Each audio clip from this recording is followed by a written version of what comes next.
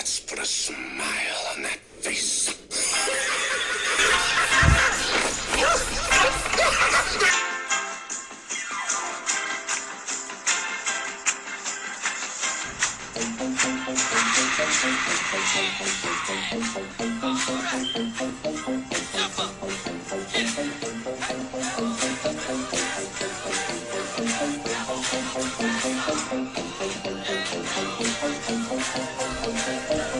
From the high mountains of the great Southwest Canadian Rockies, I bid you all good evening, good morning, good afternoon, whatever the case may be, wherever you are in this world, of which is covered by this radio program. Welcome to Dark Matter Radio. My name is Ronnie McLean, and we're going to have a very interesting program already, I can tell. We're going to dive deep into the infinite universe and all its possibilities. So hold on tight, grab a cup of coffee, some tea, whatever tobacco products you might be smoking, and settle in for a very, very interesting program. Well, welcome back. And today we're going to be talking about something that's pretty disturbing. And I know there's a lot of talk in the news about the impeachment. What's going on with Trump? Biden's son's going to now testify. They got all kinds of things happening right now, dealing with all the stuff around the United States. And when you have all this stuff like this going on, you got to say to yourself, what's really going on? What's really happening? And a lot of times, you look at the economy, and there's a lot of things happening with the economy as well. And I really do want to go over that as also. But today, I want to talk about FEMA. I want to talk about, as they got you looking at the impeachment, as they got you looking at the elections coming in, and the elections that just passed, and all the things that are going on with that. There's a lot of things that are happening all around the world, but one of the things I really want to talk about tonight is disturbing. So if you want to turn off your radio or not watch this program, maybe you shouldn't, because it's dealing with the church, dealing with FEMA. It's also dealing with some things that may be coming that a lot of people just may not be ready about. And this is the reason why we do talk about these co-creation communities and what's going on. And this is the reason why we have these conversations. As a political scientist, I'm trained to take a look at multiple different facets of society and then put them together, whether it's archaeology, anthropology, political systems, medicine, science, all different types of things. When you're looking at political science, it's a science, and you put it together and you begin to start making forecasts, begin to start seeing trends and seeing where things are going. So when you take a look at all the different things that you're hearing about Trump, about the Democrats, Bloomberg now just entering into the race, a lot of exciting things. But there's a lot of things on the outside that's really on the inside that is not being looked at. And one of them is the role of the church and helping FEMA and engaging what they call faith-based community organizations. Now, remember that word. That word was established back in I believe it was second Bush. Or it could have been, actually it was the first Bush who instituted that faith-based organization stuff and began to start really hammering in churches being controlled by the government. What do I mean by that? Well, they became 501c3s. Not only did they become 501c3s, but they began to start getting a lot of government funding, which made a lot of these churches huge. And put them on the path of becoming actually government agents and agencies all around the place. So let's take a look at what it looks. It says this guide, what we're looking at is the FEMA emergency guide for faith-based organizations. And this guide provides a foundation for emergency managers to engage with faith-based and community organizations that can be partners in building a culture of preparedness and enhance the security and resilience of our nation. Faith-based and community organizations offer a wide variety of human and material resources that can provide invaluable and prove invaluable during and after an incident. That's going to be extremely important to understand. During and after an incident. But as we begin to start getting into it, you begin to start understanding even pre-incidents, how they begin to start preparing the social public for what is occurring. So not only are they going to be using, the media, movies, and all these other type things to be able to condition your mind for what's happening, but they'll be able to use the clergy to do that as well. And you'll be shocked exactly how many pastors around the country that are engaged in this. We'll go over that list in just a few minutes. So it's also talking about the collaboration with these vital community members will allow emergency managers to access multiple and local resources and ensure members of the whole community can contribute to the disaster resilient effort. And basically what they're saying is that they'll be able to have people that are on the inside to pretty much keep you calm. Following the whole community approach outlined in the National Preparedness System. And that's something that you need to read as well. This guide builds upon the Federal Emergency Management System, FEMA's, a whole community approach and emergency management. So the whole community approach to emergency management engages the full capacity of the private and non-profit sectors, including business, faith-based and community organization, academia, and public, in conjunction with a full participation of state, local, tribal. So all you people out there that are accepting government or trying to engage in government that are now part of what we call the indigenous community, without the premise of becoming self-sufficient and a co-community creation community, will be lumped into this federal government, lumped in to be a federal government partners.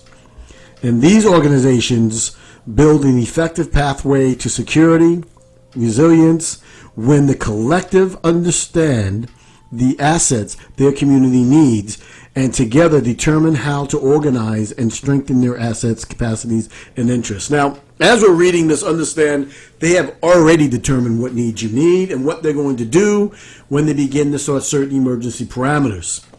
They have already done assessments. Now, they don't, when these organizations come into your community, the assessments have already been done. So that's why they are saying that this guide explains up to 7 processes for the effective engagement of faith-based and community organizations. And they say community organizations because now the majority, if not all, community organization no longer is supported by private funding. They're supported mainly by governmental features fundings under the 501c3. And that makes them a government agent. That makes them partners with the government and with all of the things that they have to abide by all the federal guidelines and rules of community, state, county, city, village, whatever the situation may be.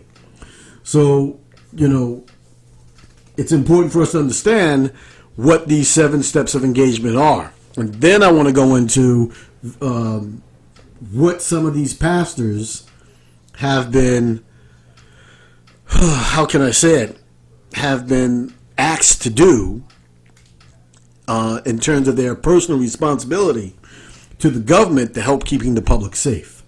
So these 7 steps are engagement, assessment, right? Self-guided and group training, meaning that it'd be self-perpetual. You're getting in there thinking that you're doing a really good thing. Technical assistance. That's technical assistance can be anywhere, providing FEMA housing to military assistance to keep the people calm and underwater, to camps. Participation in scenarios and exercises. As you see, this is happening all over the place, especially in our schools, and then now having a lot of these drills in a lot of the churches. Affiliation and integration, right? And one of the things I want to really send you over to really check out this channel, Annie 411. Now, Annie 411 put up federal emergency drills and their clergy agreements, keeping you and your kids scared at all times. She goes into a really, really good thing, detailed about how the schools are really engaged in doing a lot of these active shooter trainings on a systematic basis. I mean, they're becoming so frequent now that they're like fire drills. I mean, it's insane. So check out her channel. She has a really good channel. Check out her channel and check out that video that she put out there. Very important when you're looking at a lot of those different things, right? So very important with that. So when you're talking about the FEMA stuff, this is really important. So there's 28,000 pastors. 28,000 pastors are trained to keep you calm on your way to a FEMA camp. This is what one of the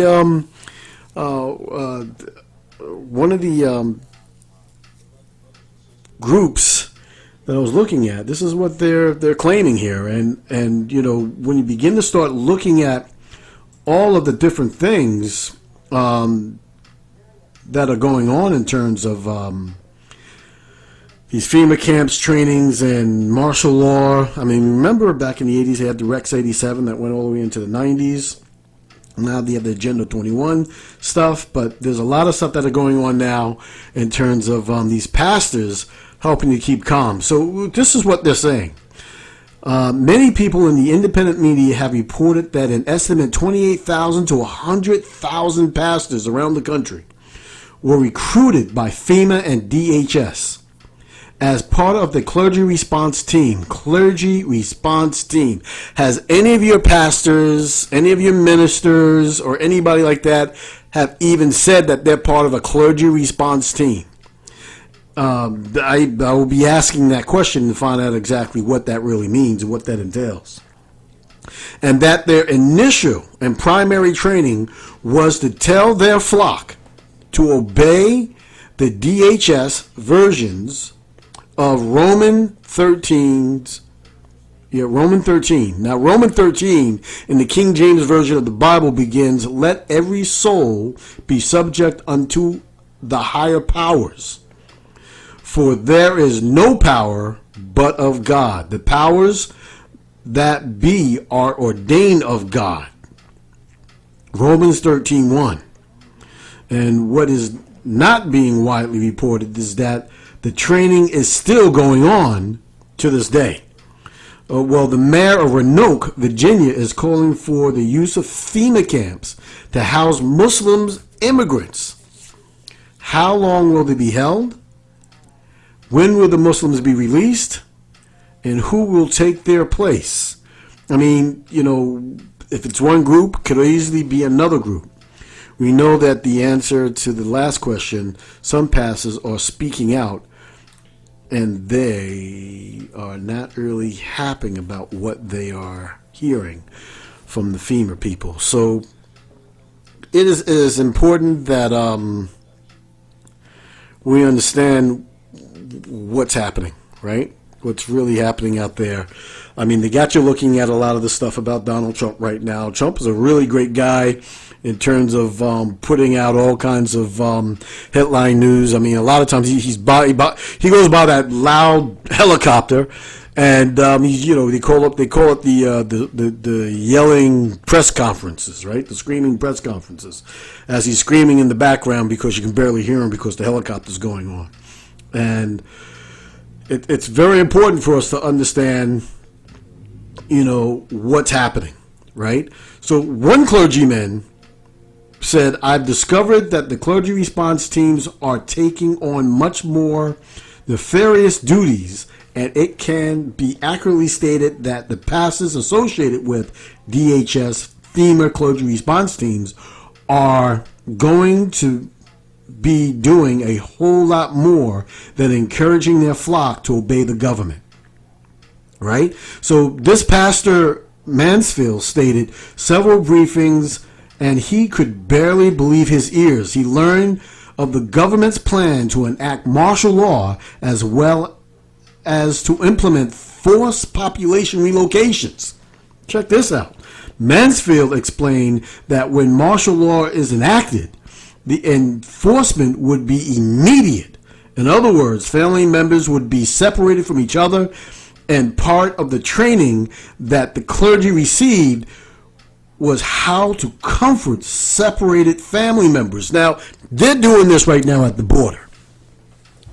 Granted, by means, sex abuse, slave trade, sex trade, and all that other type stuff. But they are separating families at the border. You're hearing it all over the place. So it's becoming kind of like cemented in your brain. It's like a brainwashing thing, but it's becoming cemented in your brain, and you're getting used to, the government separating people from their families. And, just like all the killings now on TV and all the sex and nakedness and all that other type stuff, it's starting to become commonplace.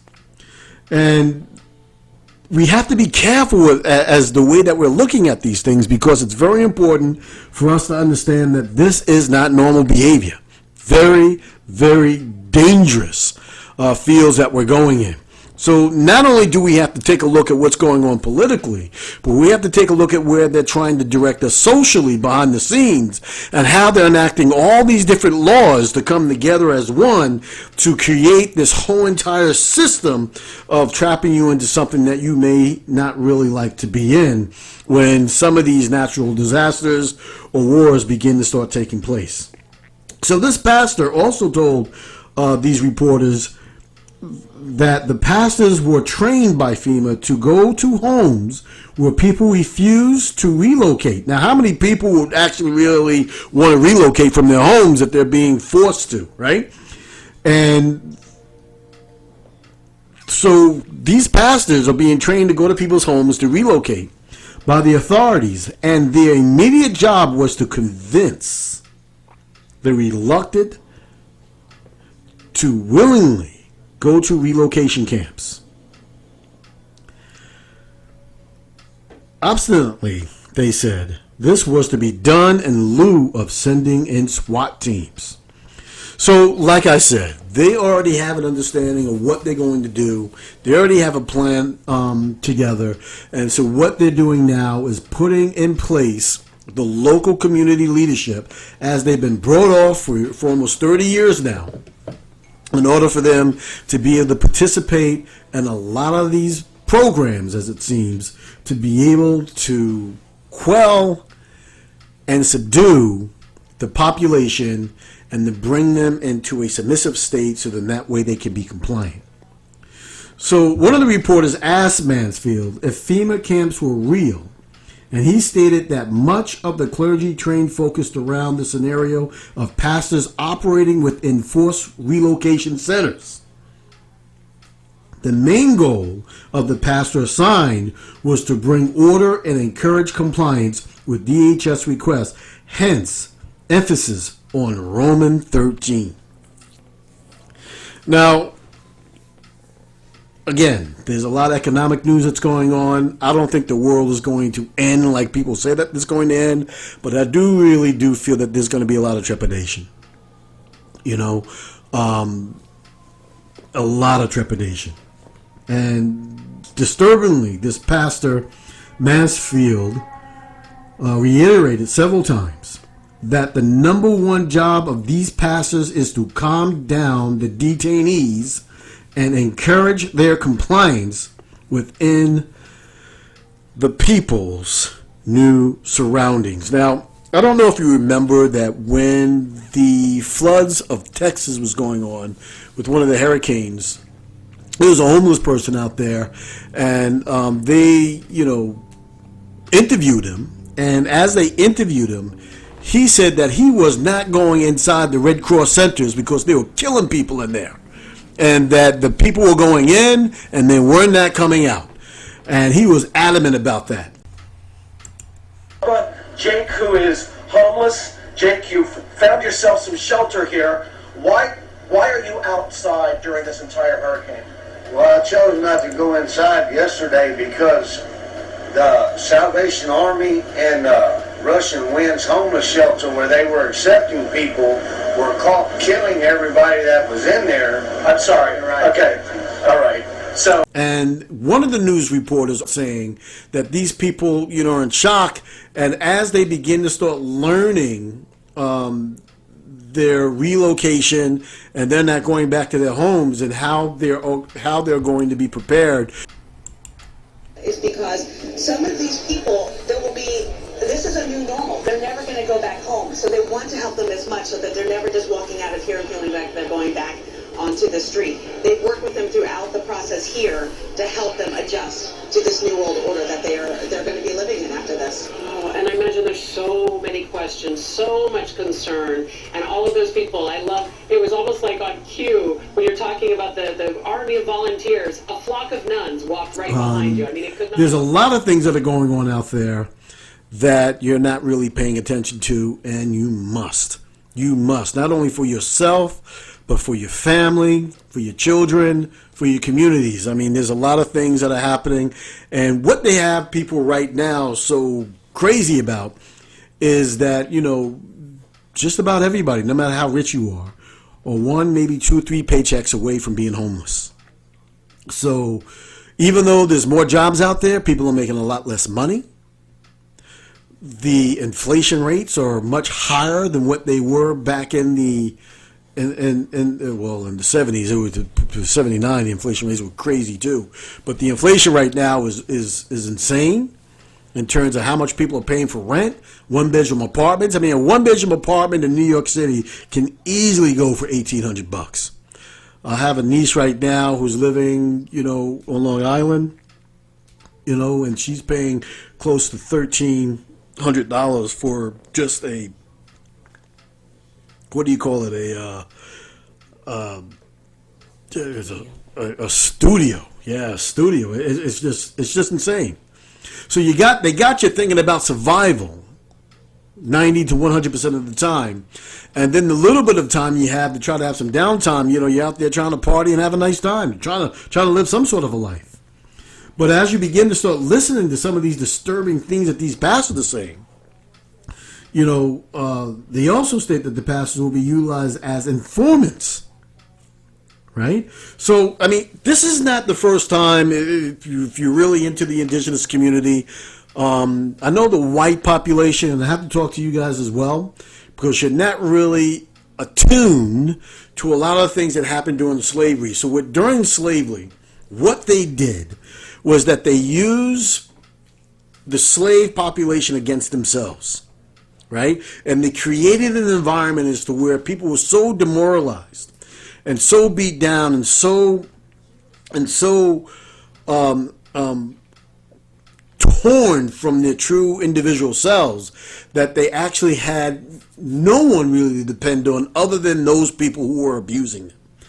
And so what they did, anytime that somebody went out or did anything wrong, they sent somebody out and had patrols that were out there that looked just like the people. So they had their own people really doing a lot of the danger or a lot of the damage work that they themselves were doing.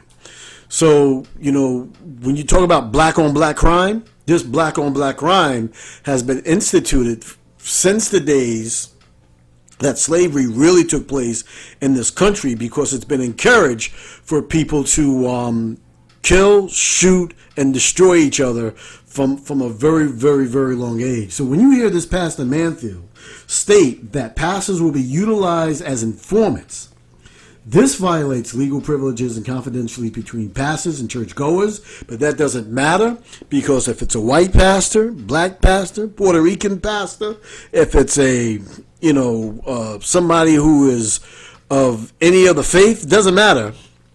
They are working against their own people for the betterment of a system that is trying to put you in some very serious control situations. So this currently recognized by church law, where you're supposed to have this past the confidentiality thing. I mean, it goes but so far in terms of that. When you talk about child abuse and all that other type of stuff, there's certain things by law you do have to report, which is good.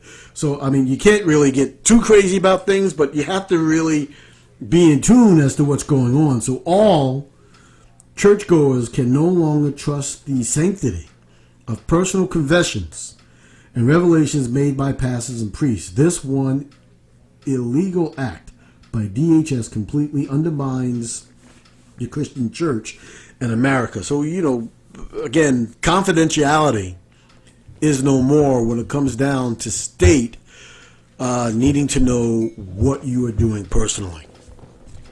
So you gotta look at a lot of stuff. That's what's happening here, and the border situation is crazy. They're letting all kinds of people in. So there's more and more people now that are running around with all these mental issues. And again, if you listen to some of my programs, a lot of these mental issues are happening because of the type of environment that we're in. What's happening with this carbon 12, carbon 7 change, as we're actually physically change the whole entire system of our being. Our physical being is changing into a different type of system for our physical energies to be able to be fit inside a kundalini system, from a carbon 12 to a carbon 7 being.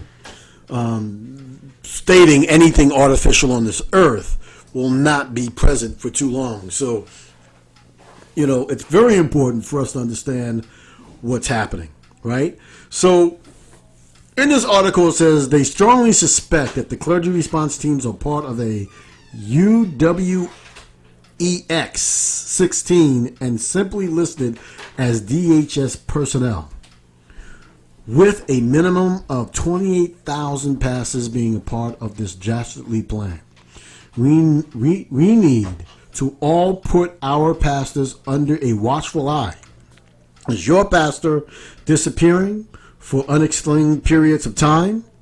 Network with people you know from other churches? Or your respective pastors disappearing at the same time? Can you account for your pastor's travels?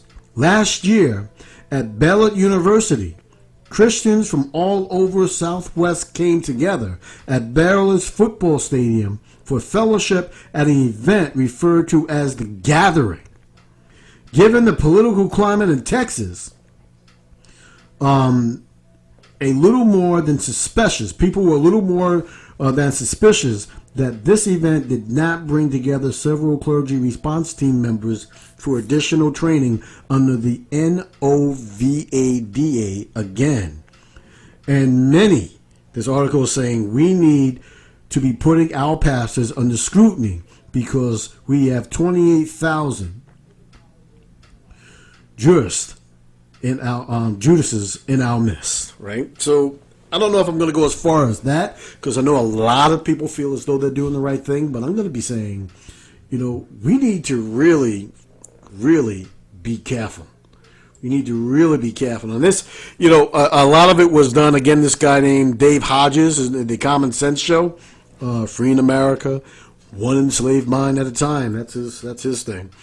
And that's where this article first actually appeared. So I just wanted to really make sure that people have an understanding of what's going on with FEMA Homeland organizations and engaging in faith-based community organizations. If you really wanted to go out there and speak about certain things, you have to really now get government approval in order for you to speak in a community center. Because most community centers now are under government funding and not private funding from the community, which means that you cannot have certain people unless approved by the government to go in there and speak. And then with the churches, you can't, before you were able to go into the churches and have conversations and stuff like that.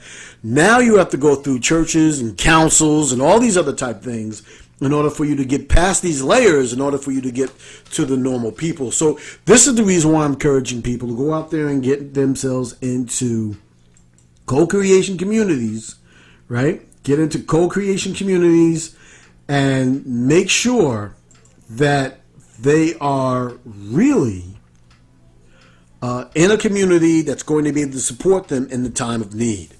And what time of need is that? Anytime that the dollar is no longer the reserve currency of the world, anytime that there is a collapse, once again, like in 2008, like the ones that we had in the 90s, like the ones that we had in the 80s. Most people don't even remember the savings and loans collapse, which was over I think it was $500 billion. That was crazy. But we need to really make sure that we're educating ourselves and putting ourselves in a situation as to where we're going to be successful anytime that any type of calamity has come. In our preceding reports, you're going to be hearing about what's happening with our agricultural system. As I was telling people that because of the major flooding that happened in early 2019, that went well into the springtime, and now the early frost that's coming in here with much cold, that we're going to be having some serious problems with our food. So there's a lot of things where they're coming up. There's been inadvertently, there's been all kinds of flooding going on Long Island. Weird type weather anomalies that have been happening in the Gulf. You people down there, you guys down there in New Orleans and that Gulf Coast down there had been back in August, early September, I think it was. It came up with, I think, about maybe 4 storms that just came out of nowhere. Heavy tropical storms. Lots of flooding. And, and again, we got those fires over there in happening in the West, over there in California, which seems not to be dying down. There's a lot of things that are happening that we need to really be careful, because what seems to be there to help you, basically maybe not be there to help you. Keep your ears and eyes open, and remember to make sure that you are, helping yourself to be able to facilitate one another in times of trouble. So, I have a really good feeling, because there's a lot of co-creation communities that are developing. A lot of indigenous nations that are communities, co-creation, indigenous communities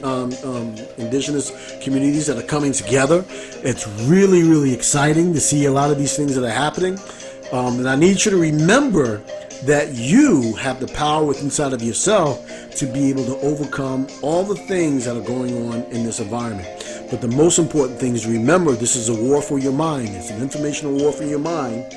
And also, it's a war to take the energy out of your soul. And this is the reason why it's important for us to understand what's happening here when it comes down to our Christendom helping and, supporting aims that may not be in our best interest. So as we begin to start developing a lot of the indigenous communities around the country, for the original indigenous beings that do listen to this program, remember that you're doing it so then that way you can make sure that you're able to have your own farms, able to have your own food, able to make sure that the food sources that you're getting are available for you, including the water, because there's a lot of things that are going on with the water systems as well.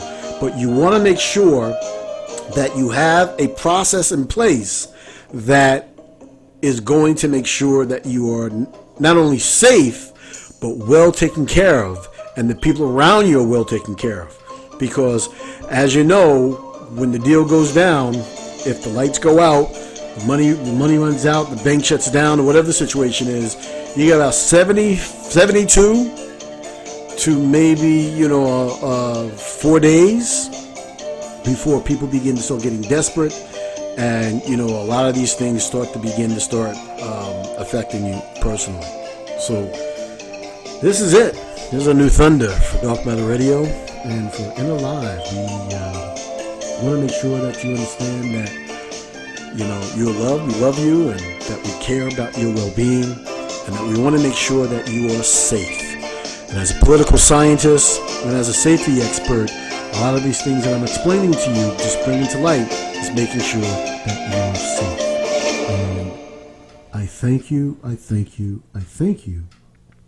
for listening to this program. We'll talk to you soon. This is A New Thunder for Dark Matter Radio. Have a great day.